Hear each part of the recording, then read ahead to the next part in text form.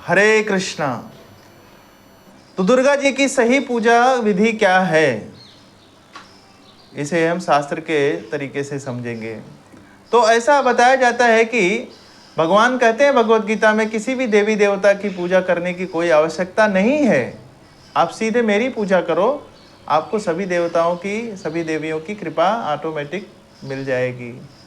जैसे मान लीजिए कोई व्यक्ति अगर सीधे प्रधानमंत्री से संपर्क रखता है, तो सारे जितने भी मंत्री हैं, एमपी हैं, एमएलएज हैं, अपने आप सब उस व्यक्ति को जानने लगते हैं, पहचानने लगते हैं।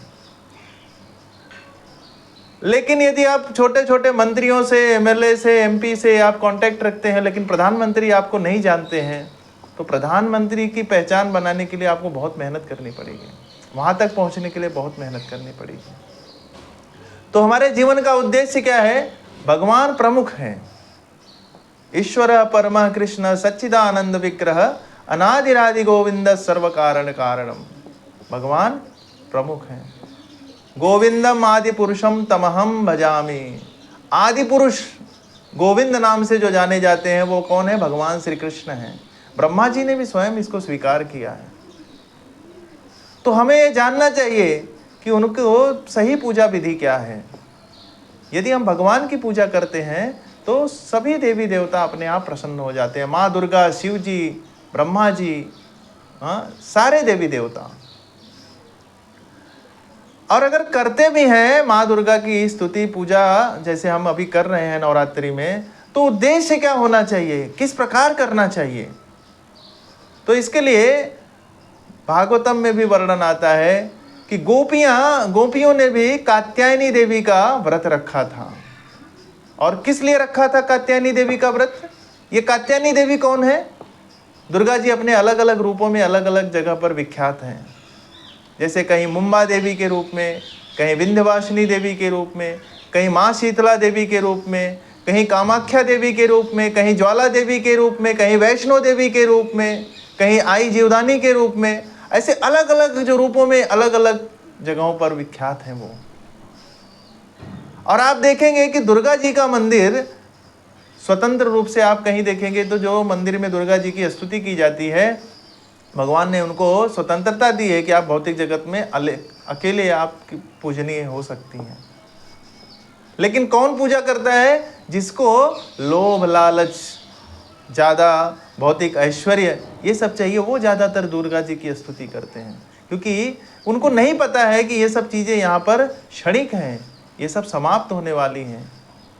तो ऐसी वस्तुओं की कामना करनी चाहिए जो हमारे साथ हमेशा रहे। वो क्या है? वो है भगवान की भक्ति, जो हमेशा रहेगा, सतत रहने वाला है।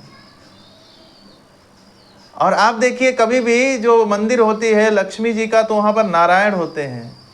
सीता जी का है तो राम जी होते हैं, राधा रानी है तो श्री कृष्ण होंगे वहाँ पर। लेकिन दुर्गा जी का अकेले मंदिर आप मुख्य रूप से देखेंगे तो बहुत जगह पर अकेले उनका मंदिर प्राप्त होता है। तो दुर्गा जी की सही विधि क्या है पूजा करने की?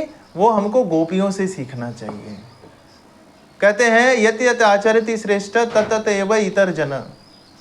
हमें अपने मनमाने ढंग से कोई भी कार्य नहीं करना चाहिए। जो हमारे आचार्य गण, जो हमारे पूर्वज करके गए हैं, उसी का हमें अनुसरण करना चाहिए। अपने मनमाने ढंग से करेंगे, सोचेंगे ये सही है, ये गलत है, तो हम वहाँ फंस जाएंगे। तो गोपियाँ कौन है? ये हमारे पूर्वज हैं, हमारे आचार्य के तरीके से हैं। वो भगवान की कैसे पूजा अर्चना करनी चाहिए, सही पूजा विधि वो बता रही हैं। कि यदि आपके मन में कोई इच्छा भी है, भौतिक इच्छा, तो किस तरह से रखना चाहिए उसको आध्यात्मिक बनाना चाहिए। मुख्य लक्ष्य क्या होना चाहिए? श्री कृष्ण होना चाहिए हमारे जीवन में। तो देखिए वो कात्यायनी देवी की भी पूजा कर रही हैं, लेकिन मांग क्या रही हैं? वो कोई भौतिक वस्तु नहीं मांग रही हैं। वो उनकी मांग है कि हे माता, हमारे जीवन में भगवान श्री कृष्ण के जैसा, श्री कृष्ण ही पति के रूप में हमें आए, हम उन्हें स्वीकार करें। इसीलिए भगवान सभी के साथ जो है उन्होंने रास लीला की। भगवान सभी की इच्छा को पूरी करते हैं। यदि हम स्वच्छ हृदय से, निर्मल मन से और भगवान के प्रति समर्पित होकर उनकी भक्ति में लगते हैं तो भगवान हमारी सारी इच्छाओं को पूरी करेंगे। लेकिन देवताओं के साथ ऐसा नहीं है। देवताओं के साथ हम अगर हमारी बुद्धि, हम कुछ मांगेंगे तो हम दे देंगे वो देवता हमको, उसमें कोई डिस्क्रिमिनेशन नहीं करेंगे ये सही है या गलत है। मान लीजिए एक दुकानदार है और एक बच्चा 10 रुपए लेकर जाता है घर से, वो कहता है अंकल अंकल मुझे एक सिगरेट दे दो। दुकानदार कभी नहीं पूछेगा बेटा सिगरेट नहीं पीना है तुमको, सिगरेट नहीं पीते। वो उसको 10 रुपए से मतलब है, वो 10 रुपया लेगा और सिगरेट पकड़ा देगा बच्चे के हाथ में। लेकिन एक पिताजी 10 रुपए देते समय जब वो बोलेगा बच्चा मुझे सिगरेट चाहिए, तो पिताजी उसको डांटेंगे, बोलेंगे ये गंदी आदत है, इसको नहीं, तो कहाँ से तुमको, कैसे तुमको सिगरेट पीने की आदत लगी, या ये नहीं पीना चाहिए, ये तुम्हारे लिए हितकर नहीं है, नुकसानदायक है। तो देवताओं में और भगवान में यही फर्क है। देवताओं से जब हम कुछ मांगेंगे तो देवताओं को प्रसन्न करने के लिए हमने उन्हें प्रसन्न कर लिया, वो हमें वरदान दे देंगे, उससे हमारा अहित होगा हित होगा, इससे उनको कोई पर्याय नहीं है। लेकिन भगवान हमको वही चीज देंगे जो हमारे हित में है। तो सही विधि यह है कि हमें यदि देवी की स्तुति करनी है तो लक्ष्य क्या होना चाहिए कि भगवान हमें प्राप्त हो, भगवान की भक्ति हमें प्राप्त हो। हरे कृष्णा।